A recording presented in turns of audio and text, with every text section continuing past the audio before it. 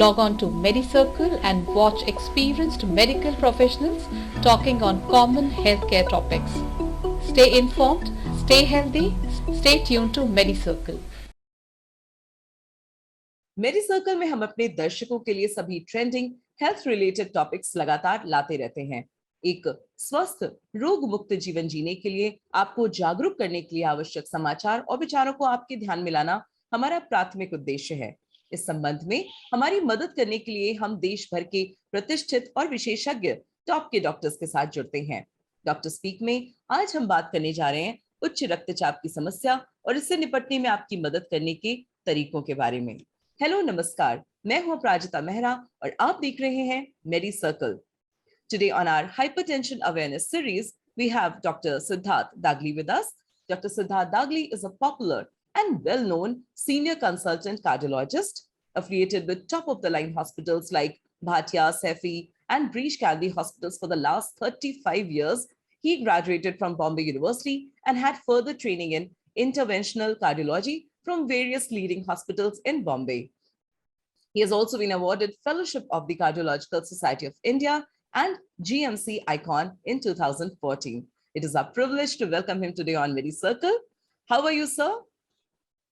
Fine, thank you. Thank you for the invite. I'm truly honored to be on your panel. The pleasure is all ours, sir. Thank you so much. So basically, I'm a cardiologist practicing in Mumbai for 35 years.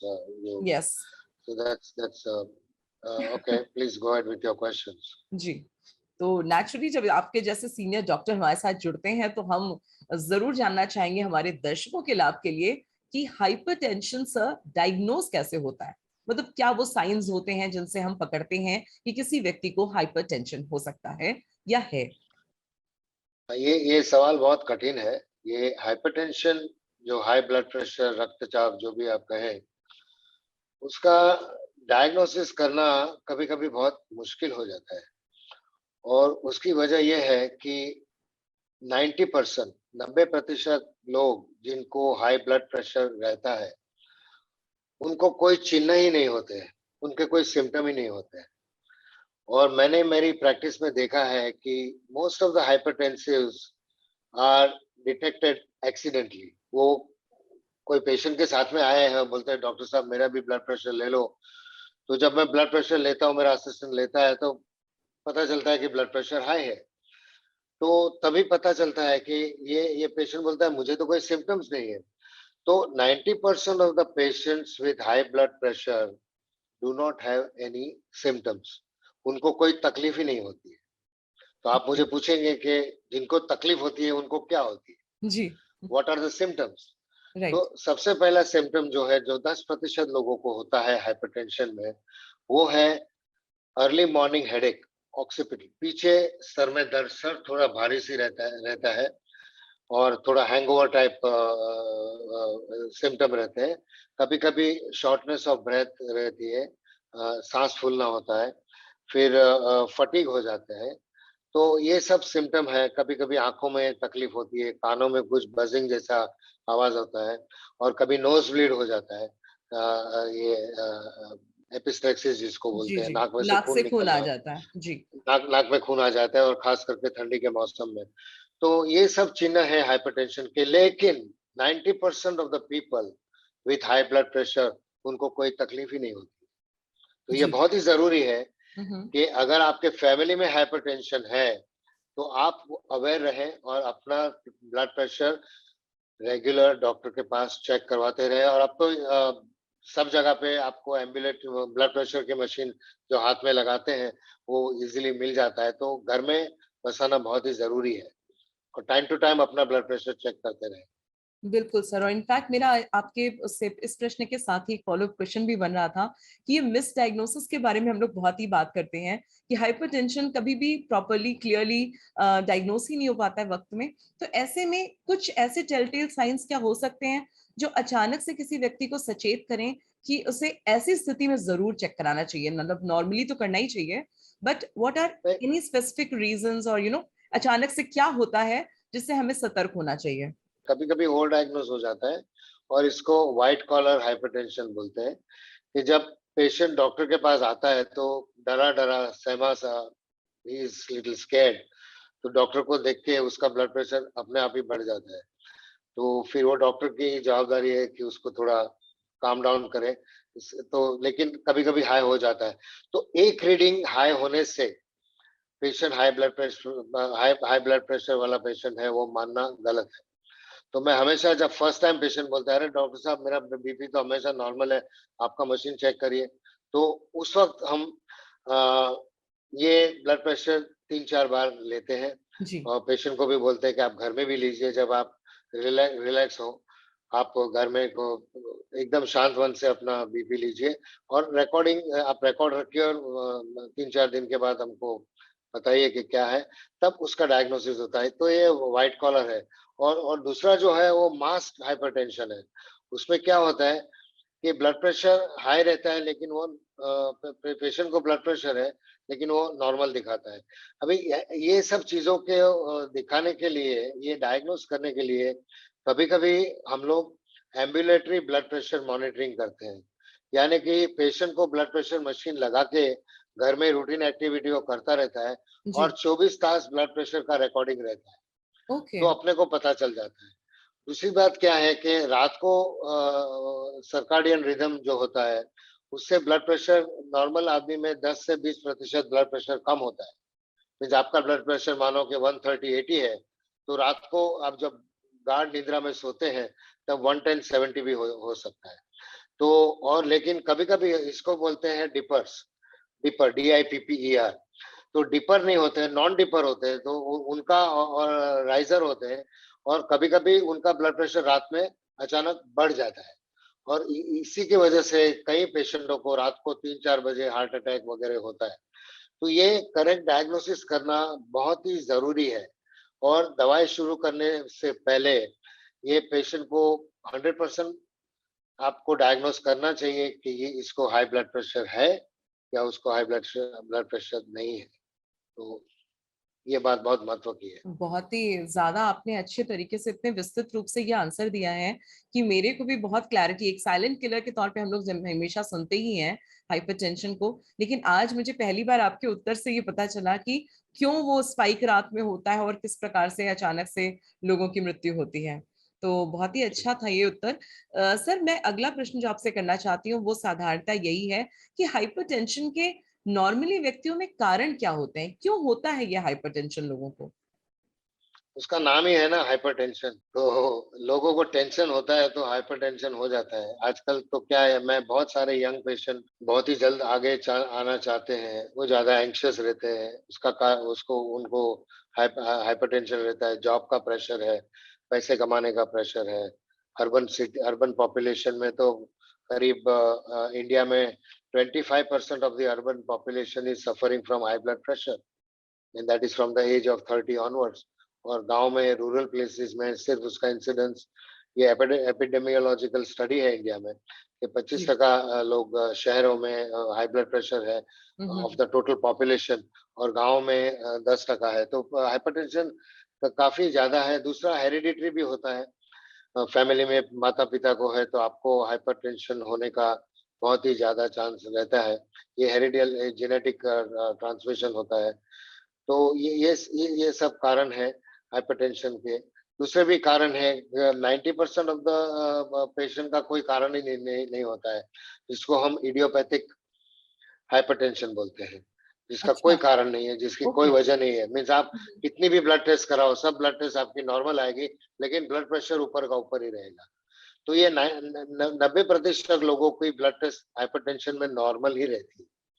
तो ये एक बहुत महत्व की बात मैं जो आपको जी। बता रहा हूँ। जी। 10% लोग हैं जिनको किडनी की बीमारी हो, ये मैं हाइपरटेंशन के कॉजेज बोल रहा हूँ।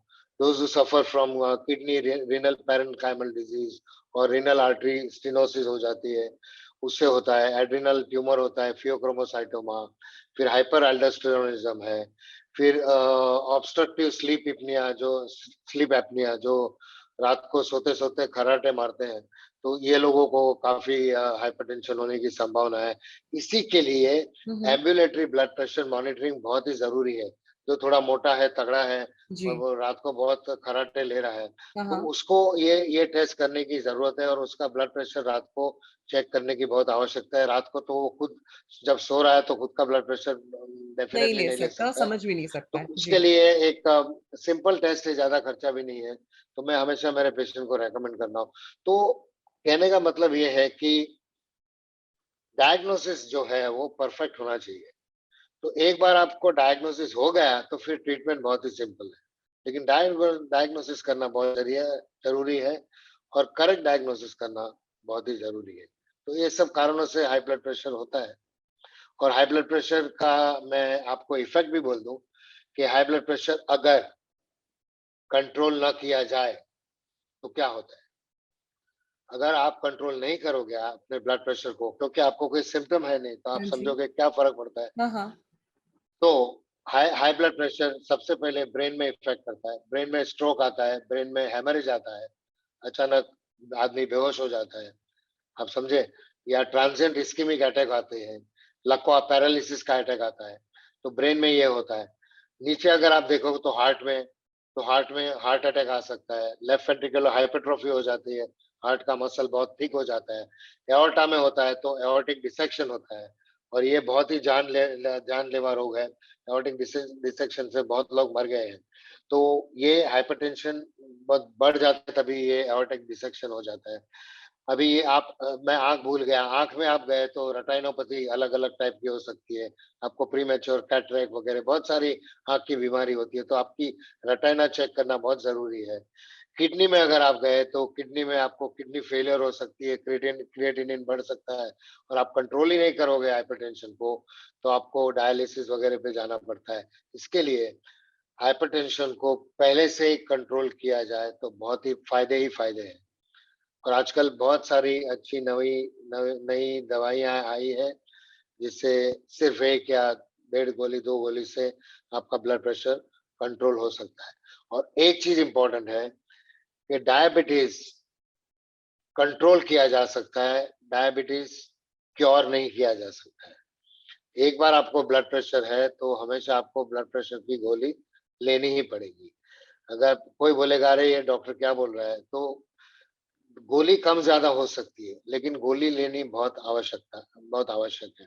ऑफ़ कोर्स अगर आप लाइफ़स्टाइल मॉडिफ़िकेशन करेंगे, जैसे कि योगा है, मेडिटेशन है, वॉकिंग है, आपकी बुरी आदत है स्मोकिंग, टबैको, ये सब आप बंद करेंगे, हाई स्ट्रेस, आप ज़्यादा रिलैक्स करेंगे, म्यूज़िक सुनेंगे, कोई रिक्रिएशनल एक्टिविटी करेंगे, इसको लाइफ़स्टाइल मॉडिफ़िकेशन कहते हैं।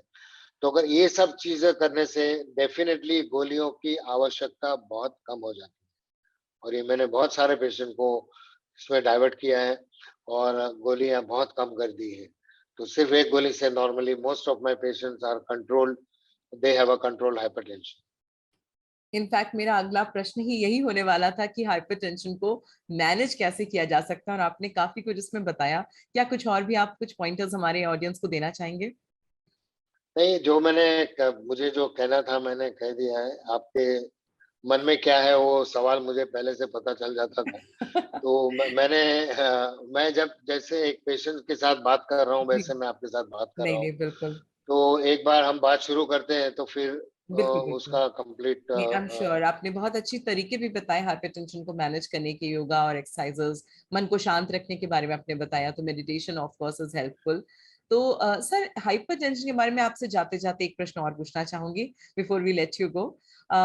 हाइपरटेंशन के क्षेत्र में भारत में क्या हो रहा है, कुछ इसकी क्या संभावनाएं हैं, इस पे क्या ट्रीटमेंट्स में क्या नई टेक्नोलॉजी, क्या एडवांसमेंट हुए हैं? मैं चाहूंगी इतने हमारे सीनियर डॉक्टर हमारे साथ हैं तो इसका भरपूर फायदा हमारे ऑडियंस को हो जाए, and maybe to your fraternity as well, कि कुछ आपसे सीख सके हम लोग। प्लीज इस पे जाते आते कुछ बोले आप। देखिए, हाइपरटेंशन के most important thing that you people are doing just now and that is awareness. ये जनरल अवेयरनेस स्प्रेड करना बहुत ही जरूरी है। आज देखो, बच्चे कहीं भी मैं जाऊं, हमेशा अ, सबको अपना ब्लड प्रेशर पता है। तो ये एक बहुत अच्छी बात है कि ये अवेयरनेस होना बहुत ही ज़रूरी है। और दवाइयाँ तो आती रहती है, एडवांस तो होती ही रहती है और पहले जो दवाइयाँ थी उससे बहुत साइड इफेक्ट वगैरह होती थी, खास करके यंग लोगों में सेक्सुअल डिसफंक्शन होता था, इरेक्शन वगैरह का प्रॉब्लम होता था। लेकिन अभी जब नई दवाइयाँ आई है तो उससे ये सब प्रॉब्लम नहीं होते हैं और पेशेंट का टॉलरेंस भी बढ़ता है। पहले ज़माने में डॉक्टर 5-6 गोलियाँ देते थे ब्लड प्रेशर के लिए, आज एक ही गोली से ब्लड प्रेशर कंट्रोल हो सकता है, अगर आप सही गोली दो तो पेशेंट को। तो उसके लिए पेशेंट का कंप्लायंस भी बहुत बढ़ गया है, लोग नियमित ले रहे हैं दवाइयाँ और लाइफ़स्टाइल मॉडिफ़िकेशन वगैरह आप करेंगे तो इंडिया में definitely India is the country पूरी दुनिया इंडिया को देख रही है। यहाँ का हर चीज़ इंडिया की इम्प्रूव हो रही है। जी मेडिकल बिल्कुल, केयर तो बेस्ट इन द वर्ल्ड है, उसमें तो कोई डाउट नहीं है। Indian absolutely. Doctors are the best doctors in the world today और ये मैं गर्व के साथ कह सकता हूँ क्योंकि मैं काफ़ी फॉरेन कंट्री में गया हुआ हूँ, मैं पढ़ा हूँ अमेरिका में, फ्रांस में और लेकिन फिर भी मैं इंडिया में आया हूँ क्योंकि जी। इंडिया इज़ द फ्यूचर मेरे हिसाब से। और इस वक्त तो कोविड और पैंडेमिक के बाद से तो actually the whole world is looking up to us, because हमने ना सिर्फ हमारी नॉर्मल एलोपैथिक पद्धति से बल्कि आयुष के माध्यम से भी पूरी दुनिया हमारे लाइफस्टाइल मॉडिफिकेशंस, जिस तरीके से लोगों में हमारे यहाँ बदलाव है, योग ध्यान जो एक्चुअली बाकी पद्धतियों में नहीं था बट भारत में बहुत ज्यादा प्रमोट किया जाता है, and we are realizing the importance of it now. तो आई एम श्योर, और आप लोग जैसे, हाँ, इस पे कुछ आप टिप्पणी करना चाहेंगे? I want to know. जो ब्लड प्रेशर की ट्रीटमेंट देते हैं फेसबुक पे, इंस्टाग्राम पे, व्हाट्सएप पे, उसको मत मानिएगा। आप आप गूगल करिए, आप अच्छे डॉक्टर के पास एक कंसल्टेशन करिए, तो आपको क्या है कि आपको सही गाइडलाइंस और सही ट्रीटमेंट मिलेंगी। मैं नहीं मानता हूँ, मैं ये नहीं बोलता हूँ कि ये जो दूसरी अल्टरनेटिव ट्रीटमेंट है उससे ब्लड प्रेशर को फ़ायदा नहीं होता है, उससे फ़ायदा ज़रूर होता है। जी। लेकिन टीवी पे और ऐसा माध्यम में, सोशल मीडिया में आप कई लोग आके बोलते हैं, आप ये करो, दवाई मत खाओ, ये वो, ये बहुत ही भ्रामक, हाँ बड़ी जी, भ्रामक मिसगाइडेंस जानकारियां जो फैलाई जा रही है, मिस हाँ, जो इंफॉर्मेशन है, उस पे हमें मिसकंसेप्शन कंट्रोल है। करना चाहिए। देखो हाइपरटेंशन को मैनेज करना क्या है, उसमें हर चीज़ आपको लानी है। लाइफ़स्टाइल मॉडिफ़िकेशन लाना है आपको, आपकी आदतें बदलनी है, आपको थोड़ी एक आध दवाई खानी है, आपको जी योगा बिल्कुल। करना है, आपको मेडिटेशन करना है। जी। तो ये सब चीज़ें करना देखो डॉक्टर आपको ट्रीट तो करेगा, लेकिन आपको भी अपने में जो लाना बदलाव पड़ेगा। लाना है, जी तो आपको बिल्कुल। खुद में बदलाव लाना पड़ेगा। तो ही सही। आपका ब्लड प्रेशर कंट्रोल होगा। फिर डॉक्टर को एब्सोल्युटली। तो ब्लेम करोगे या जी, उसको ब्लेम करोगे, वो ये नहीं होगा। आपको भी थोड़ी मेहनत करनी पड़ेगी, सही बात है। समझे? और ऐसे में मैं यही सलाह देना चाहूंगी, हमें इस वक्त जितने भी लोग देख रहे हैं उनको यही सलाह दूंगी कि दर्शकों, आपको बहुत जरूरी है, अगर आपको इस तरीके की किसी भी बड़ी बीमारी से आप अगर ग्रसित होते हैं या आपको आशंका होती है, तो पहली चीज होती है कि आपको एक विशेषज्ञ से मिलना होता है और उन्हीं की सलाह से काम करना होता है। फिर चाहे वो ऑल्टरनेटिव मेडिसिन भी हो, तो भी वहां पे आपको एक सर्टिफाइड काउंसलर से ही गाइडेंस के साथ काम करना चाहिए। तो अपने मन से या व्हाट्सएप के माध्यम से, सोशल मीडिया के माध्यम से, अगर आप कुछ के पास कोई जानकारी आ रही है जिसकी वैधता, जिसकी आपको गारंटी नहीं है कि ये सही हो सकती है, नहीं, उस पे ना जाएं और हमारे डॉक्टर की बात माने। सो आज हमारे साथ डॉक्टर दागली जुड़े, उन्होंने इतनी हमें जानकारियां दी, इतनी काम की बातें बताई और बहुत ही लंबी अच्छी बातचीत की। इसके लिए आपने जो अपना अमूल्य समय दिया और इनसाइट्स हमारे साथ शेयर के लिए, मैं पूरी मेरी सर्कल की टीम की ओर से सर आपको धन्यवाद देना चाहती हूँ। It was really a pleasure thank you, having you today. Thank you so much, sir. Thank Thank you. Thank